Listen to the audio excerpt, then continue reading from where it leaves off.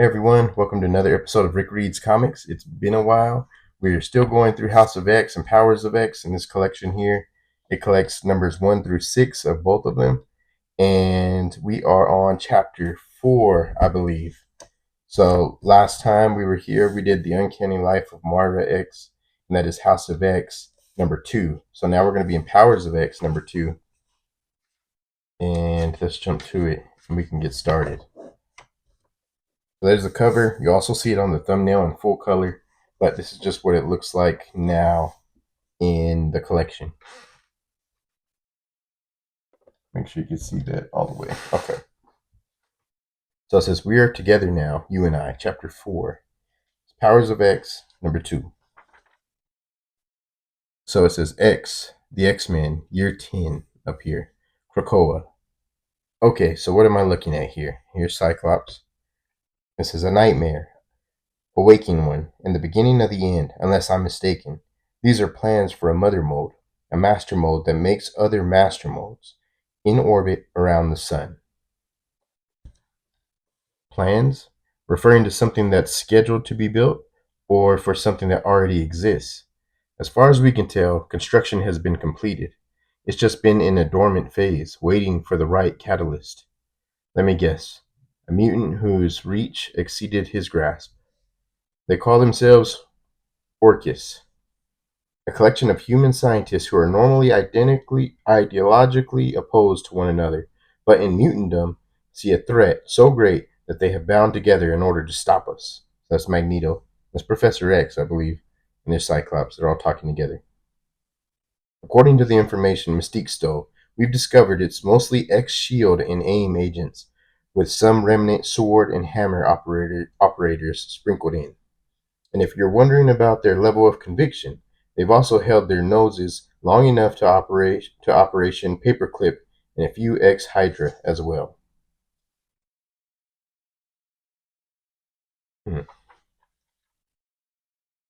So, what's the plan? It's quite simple, really. We cannot let the mother mode come online. Sure, because weather's always a sketchy proposition. You never know when it's going to start raining sentinels. There is that, but we have dealt with that before. Our urgency comes from projecting where their stratagem leads. We think the scale and resources imply a paradigm shift in the technology. Next generation sentinels? I don't get it. They're already built for adaptation and improvisation. What could? We think this is where Nimrod becomes operational. Oh, listen to me, Scott. They have to be stopped. Remember, this will be a frontal assault of an orbital station tens of millions of miles away, built by a secret organization whose sole purpose is the extinction of mutants. Can such a thing even be done? Does it need doing? Yes. Then it will be done. Boy, good stuff, Cyclops. So, Cyclops is really my favorite character. I like Wolverine. Everybody loves Wolverine, but I like Cyclops, and I hope they do him good in this series. So X2, the X-Men. I say X2, but it's X to the second power. It says X-Men year 100. Asteroid K. So this is in the future now. We got started with some of this in the last couple issues ago, I guess. So it'd be Powers of X, the other one. So now we're jumping back to where we left off. It says Wolverine's talking. Well, boss, Cardinal and Rasputin say they succeeded, which I suppose is good news. But the bad news is Silobel and Percival aren't making it home. And without Percival's blackout abilities, I'm not exactly sure if the information still benefits us. I don't see how we can make it back into the city. You have to forgive him. War has a way of limiting perspective. It's a shortcoming of the seed, but the benefits, well, what do we have that is not a product of its spoils? Do you really have it? Yes. And then they give him something. And then it's revealed their boss is Apocalypse. Reduced down to their essence, the machines are composed of pure information, a repository of knowledge, which is such a precarious thing in the hands of the living. Too much knowledge, and the weak are paralyzed by choice. Too little, and the foolish jump boldly into the gaping maw of a hungry enemy. But just enough, a little from the god, fire from the gods, and it is the great sword of victory and worth everything to have. Give me your eyes, children. For this, I would have sacrificed all of you. It means that much. Dang, okay. The Tower of Nimrod the Lesser, the human machine monolith. They stole an indexing machine. This is disturbing. I will not lie. And I tell you that because, contrary to what your kind has been led to believe, I am not programmed for truth. I could lie all day if I wanted to, just for the pleasure of it. But here I am denying myself the joy of a half truth, the bliss of fiction, and the pure delight of falsehood. And why? I'll tell you. No, really, I'd rather you keep talking to yourself. And he looks at him. I apologize. It's been a costly day, and I'm tired. And you, my other human friend, are you weary as well? Of course not, Nimrod. I don't believe you. Oh, he just obliterated them. Wow, that's crazy. Shouldn't have said nothing. Now, where were we? And he picks up his skull. Oh, okay. Shakespeare callback. Ah, yes, truth. Oh, please, great Nimrod, give us our truth so that we may know the difference between darkness and light. Well, since you ask so nicely, here it is. See, their very existence was encrypted, invisible to our machine eyes. They came here in secret, looking for something, and it seems they found it. I see you, mutants. I know your ways. Whatever were you looking for? Okay, so if you don't know, you're just first watching. Um, in the last issue of Powers of X, these mutants, the ones you saw right there talking to Wolverine, were stealing something, and that was the indexing machine. And some of them died and got captured. And so here's what he's reviewing that footage, kind of, I guess. So back on Asteroid K. The problem with machine history is the manner in which it's collected. Yes, they archive every moment of everything. So even if we did have access to all their historical records, for example, if we knew something happened on a particular day, the machine record would still return a search result of billions of actions. Exactly. Like looking for a grain of sand on an endless beach. So what we thought to do was not to break into the archive to get the information we needed, but to break into the place where all that information gets indexed. Sure, we didn't get what we actually need, but if Krakoa can decrypt it, at least we'll finally know exactly where we can find it. Wow. This body once belonged to a mutant who could communicate with anything. I maintain all that he was through, though he has long left this existence. We will find a way. See, this is all that really matters, that we leave behind something that resonates long after our passing. For most, there is nothing, just the pointless march toward oblivion. It's eat, sleep, fight, die, just as it has always been and always shall be, until the sun swallows us all. You're fantastically depressing, Zorn. The perfect teammate for the end times. Thank you, friend. Success, it's unlocked. You gotta be kidding me. A little mumbly nonsense and the world just opens up? I should have been born with brains. There, right there. That's the node where they keep the information we're looking for. You know the problem with this, right? There's not going to be anyone left to use it. We only succeeded in getting this far because Percival made us invisible to the machines. And now we won't have that. We'll have to fight our way in, hold them off while we get the thing, and then fight our way out. It's a suicide mission. You understand that, right? I've never been more excited for anything in my entire life. I now know we were never going to stop the machines, the technology, the future. It's unavoidable. The question I have is, why is it always aimed at us mutants? To test us, to see if we are fit to survive. We will go and take what we need, and then we will return. This is a promise whose guarantee is assured. For I will lead you. Wow, that's pretty cool. Okay, now we got our first information block, like the little section that comes in between that gives you information over something. This one says Nimbus, and it has a cool little diagram over there. Let's jump into it. Nimbus was once called Nibiru. It began as a frozen gas giant on an elliptical solar orbit that extended beyond the Kuiper belt. Following the badoon infestation of the early 31st century, the Outreach Project was created to convert Nibiru into a superintelligent or into a super intellect in the hopes of attracting and establishing a suitor alliance with a Type 3 interstellar civilization. Mirroring the Cree intelligence model, 100 of the greatest post-human scientists, scholars, and artists of their generation submitted to the copying and integration of their minds into a single thinking machine called Nimbus.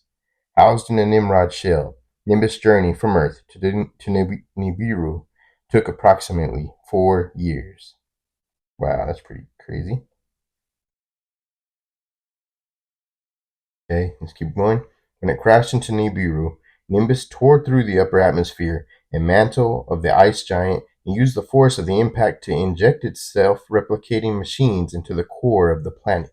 As Nimbus converted the iron and nickel core into an ever-increasing number of memory farms and logic crystals, its intelligence level grew until the goals of the Outreach Project were achieved. Nimbus achieved world mind status 10 years after impact. So right here it says took approximately 4 years. Over here it's a little star. A more linear path would have seen the intelligence arrive sooner, but it stopped to consume multiple Saturnian and Jovian moons in order to increase its density and intellect, which it calculated would increase the conversion rate of Nibiru. Wow, a lot of information. Let's see what we got here. The Kuiper belt, maybe Kuiper belt. Here's Pluto orbit. Saturn intercept moons. Consumed Titan. Nibiru orbit. Nimbus flight path. Intelligence. Nimrod replicating shell. Nimbus intercept. Nibiru conversion. World mind right there. Neptune orbit. Jupiter intercept moons consumed. Europa, Io, and Uranus orbit. So these are all the orbits, I guess. And then that's its path that it took to hit Nibiru. Okay. Jump back to the story. This is X to the third power, the X-Men, year 1000. So, Nimrod, did it work? Normally, civilizations of our maturity only attract universal predators. This is because the perceived value of this system is found in its celestial resources and not in its living culture. Our system is a place to be mined and not preserved. Now, after hundreds of years of ugly skirmishes and quiet wars, we decided to convert Nimbus into a replicant world mind and show the universe what we are capable of. And it seems we have snared a giant. So, librarian, did it work? I think we're about to find out. Okay, I can't even pretend I know what's going on right here, but I'm sure it's going to be revealed as we go through it. All right, see that floating there? Looking. And there it is starting to materialize, and it says, we, Phalanx, ate your world mind. Oh, wow. They fought for sovereignty and lost, but we, Phalanx, saw the whispering gods behind it. We, Phalanx, have heard your message, now hear ours. What do you seek?